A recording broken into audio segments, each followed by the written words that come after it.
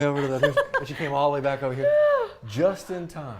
The end of the. Look at that! Meant to be. Love it. Welcome to Friday, huh? Yeah, I love when things work out on a Friday. Come on, right? Yeah. And actually, it's working out even better for us on a Friday. As you got going this morning, maybe some of you saw a little bit of fog out there. We've dealt with that the last number of days. Yes. But something else we've dealt with the last few weeks, it feels like, is record high, or certainly close to record high temps. Yeah. We're not going to see that today. We may not even hit 80 degrees.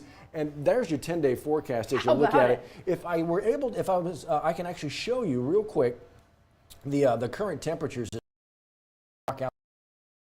Watch. Bing. Oh, look at that. 73 right now. That's ideal. Look, and again, the last couple of days we've started right there. Like at 4:30 in the morning at 73 degrees. And so then you work your way over to that 10-day, which is what Liz was just showing you right there. Ooh. And right, exactly.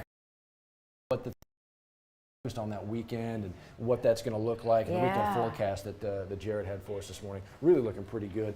We'll dig in a little bit more to the next week forecast coming up, because I know everybody's got their eyes on next Saturday, some big parades in the area. But again, the Saturday and Sunday looking pretty decent. That little baby front coming through.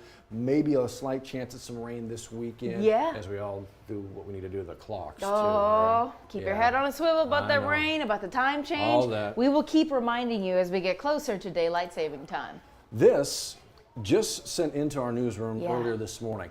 But it's something that didn't just happen. Central PD just letting us know about this, and they need your help. Tuesday, March 7th, they say a hit and run crash actually happened here in Central. You can see it happen on Sullivan Road here, not far from Wax Road. They're looking for a small white car that left the scene there that should have some significant damage to its side. Yeah, the passenger side of the scene, right?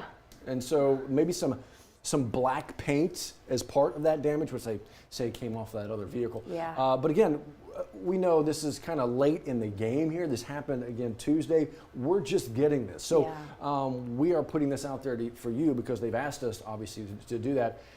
Still enough time, you know, it takes a lot to buff out something like that on a car. If they're talking about that kind of damage up along the passenger side, pretty significant, chances are that's still pretty noticeable. And if you live in the area, maybe you have some family or friends in the area, look, Central's a tight-knit community. It is. If a car with this kind of purported damage here, someone is going to notice. So if you were thinking, well, Tuesday night, 8:45, I did see some vehicle driving down this way that just kind of fits the description, Central PD could sure use that tip.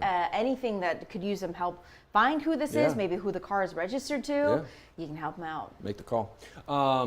Somebody out there made some calls, and we got this story with a great ending. Yes. We were talking about this morning. A missing 12-year-old in Baton Rouge found safe. Yes, Araya Smith, we just heard in the last 15 minutes, Baton Rouge police letting us know that she's been located, found safe, thanks to your calls and tips and all the word that we've been sharing with you for the last couple of days now. Thank you for keeping a vigilant eye out to make sure she got home safe. This is the reason we talk about these stories, and this is the reason we put them out there, and it's the reason that we hit on them a day or 2 days or 3 days, because this kind of result is possible once everybody knows what's going on and the phone calls start getting made and social media starts doing its thing. This is why we deeply focus on it, because we know you can make a difference. Somebody obviously did make a difference, and to be able to say back with family that we were just talking about earlier this morning as well, puts a big smile on everybody's face in the newsroom, and obviously far beyond. Great news. Thank you. Absolutely. Okay, so all that's going on. This is going on today as well. Kind of a high-profile visitor to South Louisiana, First Lady. Dr. Jill Biden will be visiting Louisiana. She's actually going to be stopping by New Orleans, the Louisiana Cancer Research Institute. She's actually visiting with Senator Bill Cassidy, Dr. Bill Cassidy, and his wife, Dr. Laura Cassidy. A lot of doctors. Lots of smart people here, all trying to raise awareness for cancer screenings, especially National Colorectal Cancer Month. This is part of the Biden administration's Cancer Moonshot Initiative, right? They're trying to reduce cancer rates by 50% over the next 25 years. The moonshot, obviously, a play on the 1960s, literally America going to the moon, and you're like, there's no way. But thinking big, thinking gigantic, thinking beyond ourselves, that kind of thing, and this would be that kind of level. 50% reduction over the next 25 years of cancer. So that's why it's called the Cancer Moonshot Initiative. Where do the conversations take us? And these are one of those things. Look, obviously, you know, the First Lady, Democratic. When we're talking about meeting with the Senator, Bill Cassidy, Republican. The D, the R, it makes no difference when it comes to something like this. This is one of those point. things where it's just like, we can all agree. Yeah. The fight against cancer, there's nobody out there going, cancer is kind of, it's okay. No, everybody's on one side of this argument. 100%. Getting everybody in that same kind of room and seeing what's next, a great, great idea. Cancer doesn't discriminate. I love that you mentioned that. Cancer is a bipartisan issue. Oh, man, Cancer impacts everybody. Yes. And what better place to visit than Cancer Alley to talk about the importance of investing in cancer research. So it is only fitting that the Louisiana Cancer Research Institute is getting a big player to lay eyes on the work that they're doing down here to say, how can we reduce this? How can we reduce cases of cancer, pediatric cancer, colorectal cancer, and really all at the same time encourage people to go get screened. We can't say that enough. The sooner you find out that you have any kind of illness, a tumor, a cancer, there is treatment available now. Cancer diagnoses now are so much more different than they were even 10 years ago. That's very true. So That's very true. there are solutions out there. There are. And so where do these conversations lead us? Do they create a conversation for you perhaps to take that step like Liz is talking about, to go get checked out, to get that screening? She lands at 1:30? 1:30 roughly. There you go, 1:30 back into South Louisiana. We'll let you know what comes from it. Yes. Certainly some interesting conversations. Speaking of interesting, hey, is that our Kelly Hubbard? Yeah, it is. What's she doing, some gaming? In between some gamers Yeah, doing you're some serious gaming. That's fun. It was fun this morning. We were watching her Yeah. live in the Southern University Lab Center, getting behind this initiative to launch a beautiful new state-of-the-art esports facility. So you're thinking esports, I know we've talked about this before with Chris Turner, the director of this incredible program over there. This is now going to be a $5 billion industry. It really could be very soon. That is big money. When you talk about a time where video games were just stop sitting inside, you're wasting your brain cells, you're sitting inside doing nothing. How about getting paid for it and pursuing a career in it? It really is something that's taken off over the last, you've started to hear, when was the first time you remember hearing the word or the phrase esports? It's been a couple of years. Right? Yeah. I mean, it's very new to the lexicon. And so as soon as that came out, they're like, we really somebody's trying too hard. Right. I mean, we're just trying to make it okay to sit in a chair all day and play video. That's not what this is. No. And for parents looking at this and going, watch what your kids, those young kids are doing. Yeah. And man, this is not like Donkey Kong back in the day. This is not Pac-Man back in the day. This is not Pong. Frog or Pong or Astro. This is another level completely. Yes. And there is actually careers to be made, money to be made, not just a job, but like careers to be had. Yes. And so if this is something maybe you're thinking about for your child, or if your kids are already interested, or you yourself, what a great opportunity. It's right in our own backyard. And we were talking about earlier, Southern University going to be offering up this innovation lab, making it accessible to high school students in the area. How about it? The Lawson are now getting involved and saying, look, we're funding and fronting this money. And it's not just a game, it's a career in gaming or an education in gaming. Think about all that goes into it, right? The computer graphics, all of the different artistic elements, all of the different IT elements. There are so many different aspects of this when you talk about pursuing this. The business model. Yes, and it's quite lucrative. Yeah. So think about it, parents. This might change your mindset on how your kid moves forward and what they choose to pursue. Brand new innovation lab there at Southern University. Liz and I were watching it this morning, and literally every time we went to Cali, we were looking at kind of the setup like, we want that. Can we get that Can here? we get that? Yeah. It really is. It's very impressive. Check out the story. Kelly's got it all laid out for you right there. The future of esports. Oh, Yeah. speaking of the sports, future. huh? Speaking of And Southern. sports. Yeah. All of the things happening at Yeah. Southern. Yeah. So yesterday we talked about the launch of the SWAC tournament, both for the men's and the women's. But today it's a different story. Yeah, and so what, back that up. So what happens now is the men are done. Unfortunately, Southern men lost. So did the LSU men at the SEC tournament. Southern men lost. Southern women did not. I mean, they pretty well dominated. They knocked Prairie View A&M right off the court pretty quickly. They were leading by as much as 40 points, almost 40 points, I think 38. So they won yesterday in the first round, which means they move on to the second round today. It is a date, though, with the top seed, Jackson State. Come on. That's going to be tough. Okay. But can't know until you tip it off, right? Right. So that's today, second round of the SWAC tournament. Okay. Yep. Something else we're keeping our eyes on today, back at the PMAC, on the mat, at home, seniors taking that final stage. You're right, and it's just, we were talking about this as well earlier this morning. It is it's a team sport, but it's such an individual sport, clearly, right? And every time somebody does something so well on any apparati, the whole team just floods them. Yes. What did you call gymnasts? Oh, what did we say? The human Confetti. Gymnasts are human confetti.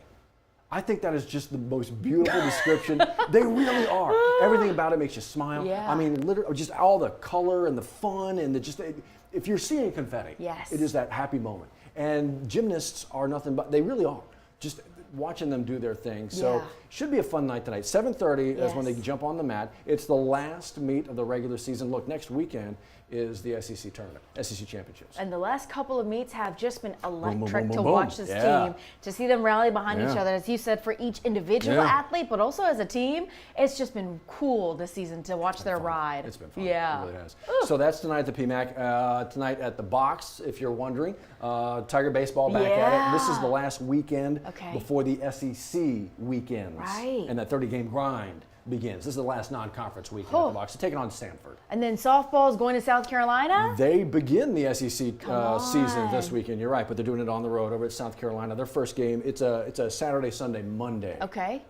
3 games. They don't start tonight. It's Saturday, Sunday, Monday. Also a fun season. This is an exciting time as we pivot here. I mean, there's a lot of, look, it's fun to be LSU and Southern right now. Southeastern, the women's basketball team winning. How about that? I mean, that was a lot of fun last night for the Lions winning the conference tournament. They're going dancing. Selection Sunday, this Sunday, we'll see where these teams are going in the NCAA tournament. Ooh, so much to follow here on always. WAFB Plus, but it's an exciting time. We love talking about sports because the world can be a little bit of a crazy place. Yes. Smile, excitement. It gives us something to put our minds off of, right? It does. Right. And in South Louisiana, there's always something going on. There is, and we're going to dig into it a little bit for you as the next week kind of moves on. Everybody kind of got their eyes perhaps maybe focused on 2 Saturdays from now and the parade to come. And there you see what the forecast is looking like. And St. Patty's Day itself is that Friday. Looks like a little bit of rain, but I think most folks would absolutely trade the rain on St. Patrick's Day itself so that it's gone on Saturday when you get all these parades going. 100%. I think, you know what I'm saying? We're crossing our fingers and we are keeping our eyes on that because a lot of people will be flocking out to the parades. It's so fun. Especially, you've said this many, many times, and I wholeheartedly agree with you. St. Patrick's Day Parade, the Wearing of the Green Parades, is one of the best ones in Baton Rouge, if not the best, because it's family friendly. It is. Not controversial. No. It's beautiful to see babies out there catching things, kids catching things. Everybody's flooded in one color. Oh, it's really cool. And you know what? A joyful sound. I know the sounds. sounds. I would call it a joyful noise. It is. It really can be. And it's very distinct. The bagpipes. Bagpipes. Did you know we're kind of celebrating things early here? It's International Bagpipe Day. I didn't even know they had a day. Apparently they do. Well, there you go. There you go. Look at the beautiful bagpipe right there. Friday, today, International Bagpipe Day, observed every year on the March 10th. Celebration of the unique instrument, a chance to explore the diversity, the history that came with it. While most people associate the bagpipes with, the kilted Scotsman there. Of course. Instruments played literally all over the world. Earliest bagpipes, likely dating back to ancient Rome, even Egypt. What? A wind instrument clearly made from reeds and pipes. Now, often played, I know, at funerals, maybe somber occasions, but around this time of year, as Liz is talking about, you can also hear them parades and Irish pubs for St. Patrick's Day. By the way, 38th annual Wearing of the Green Parade that we're talking about next Saturday. Bagpipes. March 18th. All month long. Isn't that so good? Yeah. I'd say, and you look at these instruments, and it really is impressive considering I've never held one before, but I imagine it's not light to carry. No. And you've got all these things resting on your arms while marching and doing that. Look, I was in marching band. It's not easy marching and playing an instrument. A wind instrument? Right. That's tough. I'm already winded, and now I'm supposed to control the wind? Right. No, I That's don't. a lot to navigate here. It is. International Bagpipe Day. Very impressive. There you go. How about it? Okay, so from taking you to International Bagpipe Day, how about we keep things international? Okay. Take you to Britain for something so ugly that it's cute.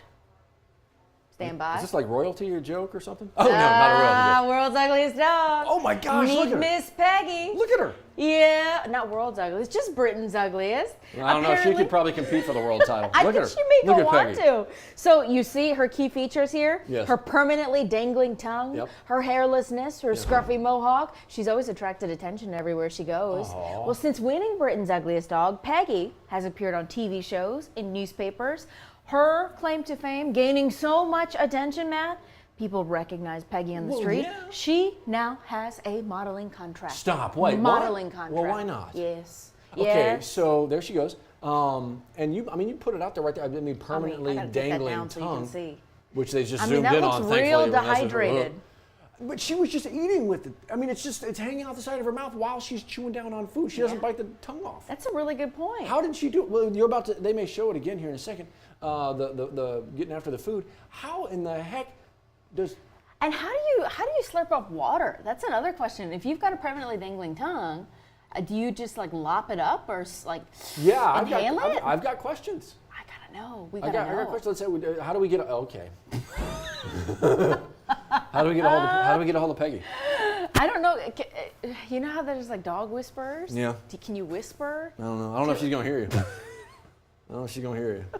You're with a mug like that. Too cute for your own good. There you go. Look at that. Just squinting. Just squinting. Oh my goodness. Look, we're all dog lovers here. I can't. We are. There's no dog too ugly, and even if Britain thinks so, we're still gonna love on him. Absolutely. You know what? We love it.